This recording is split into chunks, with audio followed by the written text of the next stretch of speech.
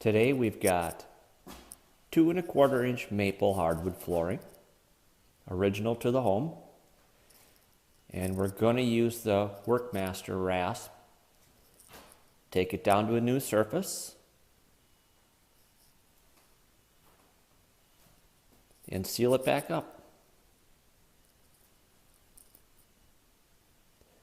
Here's the damage at the front entry.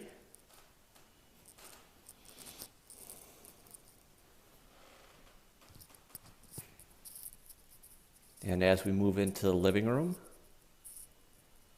here's our results after the first cut with the S-segs. Looking pretty good so far. And then this is where I left off, heading into the dining area. It's cutting extremely flat. It'll take a bit more work, a few things to pull out yet.